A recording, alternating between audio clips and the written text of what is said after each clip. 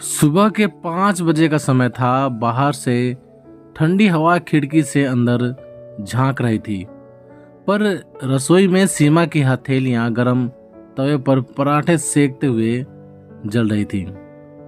Gas की आंच और रिश्तों की तपिश में अब फर्क करना उसके लिए मुश्किल हो गया था।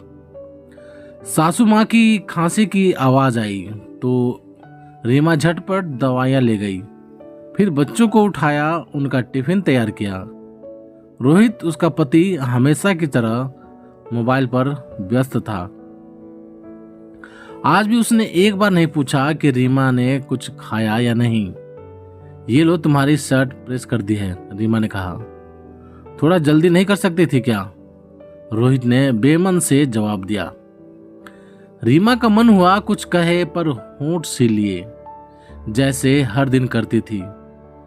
रीमा पढ़ी लिखी थी, ग्रेजुएट थी, पहले एक स्कूल में पढ़ाया करती थी, लेकिन शादी के बाद सब छोड़ दिया, क्योंकि रोहित ने कहा था घर संभालो, मैं कमा रहा हूं। संभाल तो लिया उसने सब कुछ, घर, बच्चे, बुजुर्ग, पर खुद को कहां संभाल पाई। रात को जब सो जाते तब रीमा अपने पुराने ख्वाबों से बातें करती। वही ख्वाब जो अब दराज की किसी फाइल में बंद थे। उसकी आत्मा रोज धीरे धीरे मरती जा रही थी और वो सिर्फ मुस्कुरा कर कहती, सब ठीक है। एक दिन रीमा तेज बुखार में थी, बदन दर्द से कांप रहा था। उसने हिम्मत करके कहा, रोहित, आज ऑफिस मत जाना, तबीयत बहुत खराब है।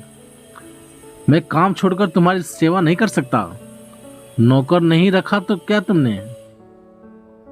रोहित ने ताना मारा।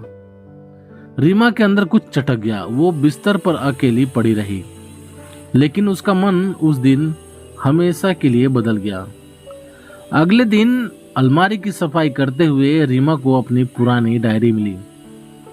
धूल जमी थी उस पर, जैसे उसके सपनों पर। पन्ने पलटे तो पढ़ा, मैं कुछ बनना चाहती हूँ, एक ऐसी औरत जो खुद की पहचान रखती हो।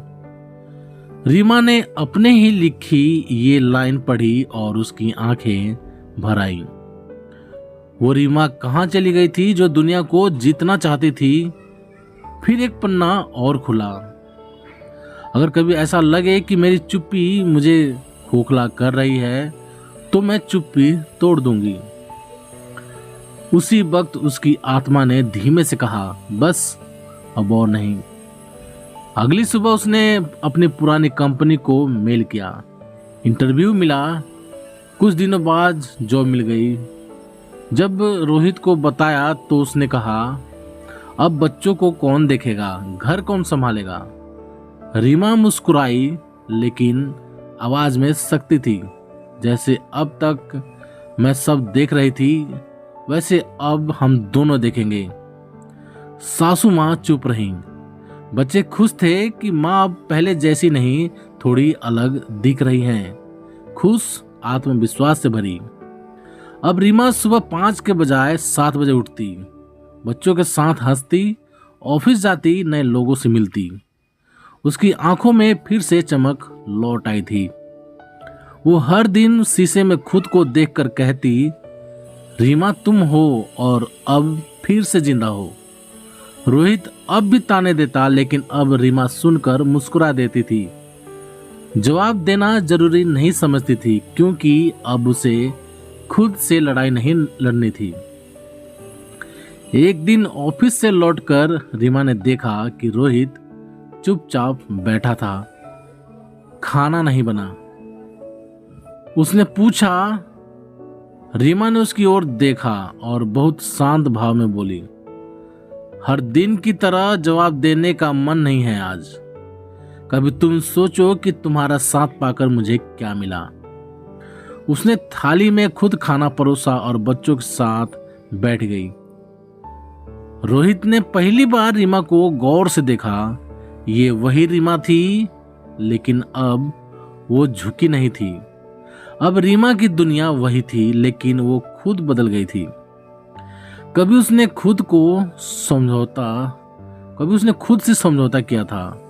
आज उसने खुद से वादा किया था, मैं फिर से मुस्कुराऊंगी, मैं फिर से उड़ूंगी और किसी भी मोड़ पर यह नहीं कहूंगी कि मेरी जिंदगी सिर्फ दूसरों की वजह से है। अब मेरी वजह सिर्फ मैं हूं, क्योंकि बस अब और नहीं। तो प्यारे दोस्तों, आप सबका इस कहानी के बारे में क्या राय है, प्लीज कमेंट करके हमें जरूर बताएं। यदि ये कहानी आप सभी को पसंद आई हो तो प्लीज लाइक करें, शेयर करें और चैनल पर नए हो तो चैनल को सब्सक्राइब भी जरूर करें। चलिए दोस्तों, मिलते हैं आप सभी से एक और नई कहानी के साथ। तब तक के लिए जय हिंद, वंदे मातरम।